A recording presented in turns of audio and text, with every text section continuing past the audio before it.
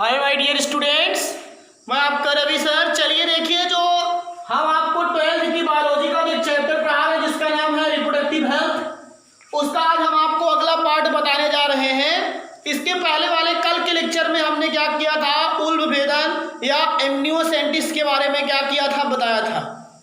तो जो ये रिप्रोडक्टिव हेल्थ वाला चैप्टर हुआ करता है, अब इसमें हम कुछ रोगों की बात करने चल रहे हैं, डिजीज की बात करने चल रहे हैं।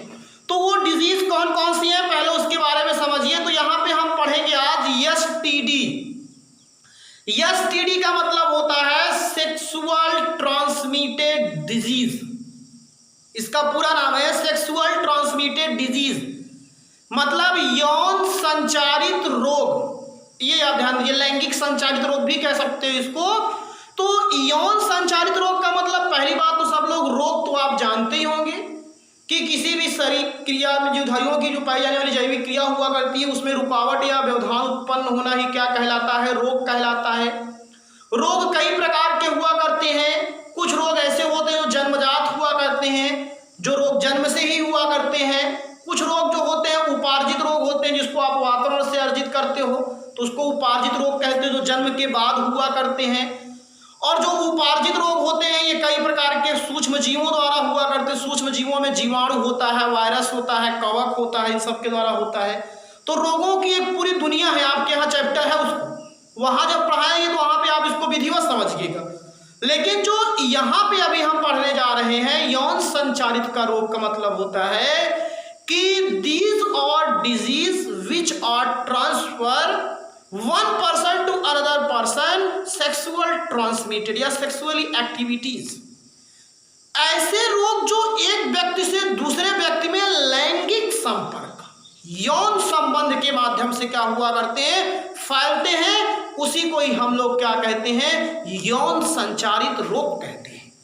जब सेक्सुअली ट्रांसमिटेड हो रहा है, सेक्सुअल मतलब कि जो आपका कहने का फर्टिलाइजेशन या सेक्सुअल की प्रोसेस के कारण ये रोग फैलते हैं, तो उसको हम लोग सेक्सुअल ट्रांसमिटेड डिजीज कहते हैं।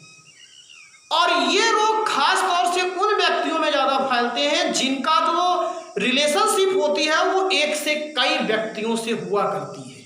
ये ध्यान दीजिए, चाहे वो फीमेल हो चाहे वो मेल हो, यदि उनका अगर रिलेशनशिप एक व्यक्ति से कई व्यक्तियों में हुआ करता है, वही व्यक्तियों से हुआ करता है, तो उन सब में क्या होता है, रोग फैलता है।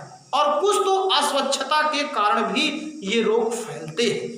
लेकिन ज्यादा करके जो ये डिजीज फैलती है वह एक व्यक्ति से दूसरे व्यक्ति से लैंगिक संपर्क के कारण तो है ही। ध्यान दीजिए, ऐसे रोग जो एक व्यक्ति से दूसरे व्यक्ति में क्या होता है, लैंगिक संपर्क से फैलते हैं, यौन संबंध से फैलते हैं, तो उसको यौन संचारित रोग या एसटीडी कहते हैं। और ये रोग उन्हीं व्यक्तियों में ज्यादा होते हैं, जैसे आपको मैंने बताया था यौन संचारित रोग का आज इस दुनिया में सबसे बड़ी भयंकर बीमारी कोई है तो वो एड्स है। आप जान लीजिए, एड्स आप जानते हो, उसका मेन रीजन जो होता है वो यौन संबंध होता है या सेक्सुअल ट्रांसमिशन हुआ करता है। उसी के ही माध्यम से वो ज्यादा करके फैलता है। जो वेश्या प्रवृत्ति हुआ करती है वो इसी के ही कारण ये सब डिजीज फैलने का कारण होता है। और खास तौर से जो प्रवासी आपके जहाँ पे ज्यादा जिस कंट्री में निवास करते, जैसे मध्य प्रदेश आपका हुआ, जो आपकी बड़ी बड़ी महानगर है, वहां पे ये सब लोग ज्यादा देखने को फैलते हैं। तो यौन संचारित जो रोग हुआ करते हैं ये जीवाणुओं द्वारा भी हो सकते हैं, वायरस भी द्वारा हो सकते हैं। तो हम पहले आज जीवाणुओं द्वारा यौन संचारित होने वाले रोग के बारे में बात करेंगे। तो आइए थोड़ा सा ध्यान दीजिए। यौन संचारित रोग एसटीडी, सेक्सुअली ट्रांसमिटेड डिजीज, ऐसे रोग जो एक व्यक्ति से दूसरे व्यक्ति में या दूसरे व्यक्ति में यौन संबंध हो या लैंगिक संपर्क से फैलते हैं, यौन संचारित या सेक्सुअल ट्रांसमिटेड डिजीज कहलाते हैं। यह रोग प्रायः एक से अधिक व्यक्तियों या महिलाओं के साथ यौन संबंध रखने से फैलते हैं, और जो जीवाणुओं एवं विषाणुओं द्वारा हो सकते हैं। मतलब इन रोगों का जो संक्रमण हो सकता है वह जीवाणुओं के भी द्वारा भी हो सकता है और विषाणुओं के द्वारा भी हो सकता है। तो आप देखिए, नंबर 1 है जीवाणुओं द्वारा होने वाले यौन संचारित रोग या जीवाणु द्वारा एसटीडी, डायरेक्ट कह दीजिए जीवाणुओं के द्वारा एसटीडी। तो अब इसमें सबसे पहले है सुजाक। सुजाक जो इसका नाम है जान लीजिएगा, इसका जो इंग्लिश नेम है वो गोनेरिया है। सुजाक होता है, सिफिलिस होता है, क्लेमाइडिया हुआ करता है जो बैक्टीरिया द्वारा होती है, और जीवाणुओं द्वारा बैक्टीरिया द्वारा होते हैं, और वायरस द्वारा एड्स होता है, और आपका हुआ करता है वो हेपेटाइटिस जो हुआ करता है वो भी एक यौन संचालित रोग होता है, हेपेटाइटिस बी जो होती है। तो कौन कौन रोग बता दिया मैंने, सुजाक, सिफिलिस जिसको उपदंश भी कहते हैं, क्लेमाइटिस जान लीजिएगा, और फिर आपका क्या हुआ करता है, एड्स जीवाणु द्वारा वायरस द्वारा होता है आपका, और ये होता है एक्टिसोडिया हेपेटाइटिस, ये सब यौन संचारित डिजीज है जान लीजिएगा। तो इसमें सबसे पहला सुजाक या गोनेरिया के बारे में बता दिया। यह रोग नेसेरिया गोनेरी, इसी के नाम से ज्यादा पूछा जाता है, इसलिए इसका नाम गोनेरिया रखा गया। यह रोग नेसेरिया गोनेरी नामक जीवाणु के संक्रमण से फैलता है, और भाई उस जीवाणु के संक्रमण से फैलता है। जैसे अभी आपसे कहा जाए टिटनेस रोग कौन सा होता है, टीबी रोग किस जीवाणु के कारण होता है, तो टीबी तो सबको मालूम है, स्ट्रेप्टो आपका जो हुआ करता है, टीबी का होता है माइक्रोबैक्टीरियम ट्यूबरक्लोसिस होता है। तो ऐसे ही ये भी एक रोग है, बीमारी है, और इसमें क्या होता है, मैंने बताया नेसेरिया गोनेरी नामक जीवाणु से संक्रमण से फैलता है। और इस रोग का लक्षण क्या है, सबसे पहली चीज तो मैं बता रहा हूं कि जो यौन संचालित रोग होते हैं इसमें ज्यादा करके प्रभावित होने वाले जो अंग होते हैं वो रिप्रोडक्टिव ऑर्गन होते हैं, चाहे वो एक्सटर्नल हो और चाहे इंटरनल हो, क्योंकि वहीं से ही क्या हुआ करता है, इसका इफेक्ट ज्यादा देखने को मिलता है। तो रोगी को यूरिन को रिलीज करने में बहुत जलन होता है।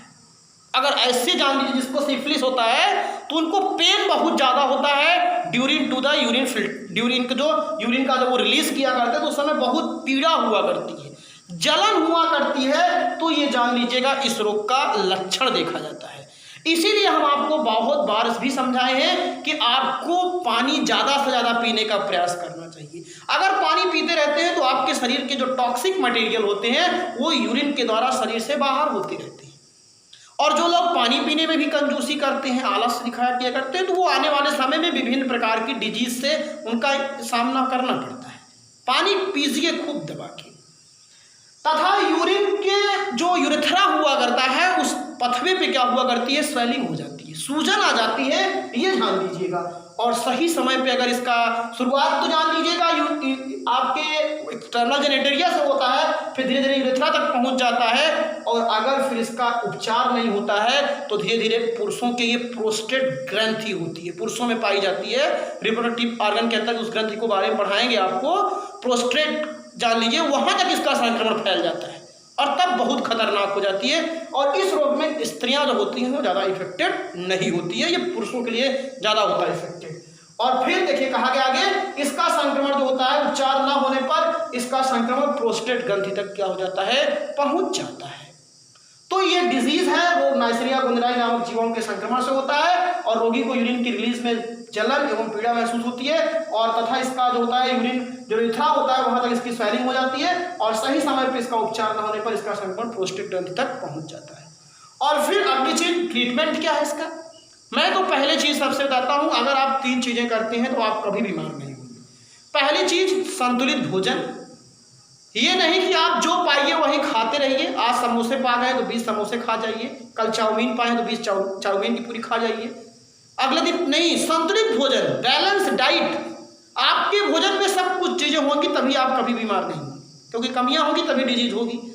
दूसरी चीज होनी चाहिए नियमित व्यायाम, आपको कंटिन्यूअस रेगुलर एक्सरसाइज करना चाहिए। अगर आप कोई काम नहीं कर रहे हैं, घर पे वर्क करना चाहिए आपको, घरेलू काम जो होते हैं इधर के, जो आपके घर के काम होते हैं बड़ों के साथ में, आपको वर्क करना चाहिए। और वर्क अगर करते हैं तो वो नियमित व्यायाम ही है आपका, नहीं तो आप पर डे सुबह शाम फिर योगा करिए, ये दूसरा काम। और तीसरी प्राकृतिक स्वच्छता, अपने शरीर को साफ सुथरा रखिए। कपड़े ऐसे नहीं कि 10 दिन के धोए हो गए तब पूरे कपड़े महक रहे हैं उसी को पहन करके आप बैठे। बाल आपके खूब बड़े बड़े हो गए, उसमें दुनिया भर का बैक्टीरिया आ गया, उसको आप ऐसे, नाखून आपके गंदे हैं, ये प्राकृतिक स्वच्छता है। तो ये 3 चीजें अगर जो ध्यान में रखते हैं वो जल्दी जान लीजिए उनका स्वास्थ्य सही खराब नहीं होता है। पहली चीज संतुलित भोजन, नियमित व्यायाम और प्राकृतिक स्वच्छता, 3 चीजें रखिए, उसके बाद आप सेट रहेंगे। तो जीवाणु जनित होने के कारण क्या होता है, पेनिसिलिन, सबको मालूम है स्ट्रेप्टोकोकस पेनिसिलिन जो हुआ करता है, एक जीवाणु है, वो कवक होता है, उसी से क्या पेनिसिलियम नोटेटम कवक, पेनिसिलियम नोटेटम कवक से क्या किया जाता है, पेनिसिलिन मेडिसिन निकाली जाती है, उसके द्वारा इसका क्या किया जा सकता है, ट्रीटमेंट किया जा सकता है। तो आई होप ये पूरा हमने एक बैक्टीरिया के बारे में, बैक्टीरिया द्वारा होने वाले जो एसटीडी थे उसमें सुजाक के बारे में हमने बताया। इसके बाद सिफिलिस आपको बताएंगे, इसको उपदंश कहा किया करते हैं। तो आज का ये लेक्चर हम यहीं पे समाप्त किया करते हैं। आप लोग इसे कम से कम विधिवत तरीके से 2 बार देखा किया करें और उसके बाद फर्स्ट क्लास एक नोट्स बना लिया करें। और अगर पढ़ाई हुई बातें अच्छी लग रही हैं तो कमेंट करिए, लाइक कीजिए, नहीं लग रही हैं तो मत कमेंट कीजिए और मत लाइक कीजिए। थैंक यू, धन्यवाद।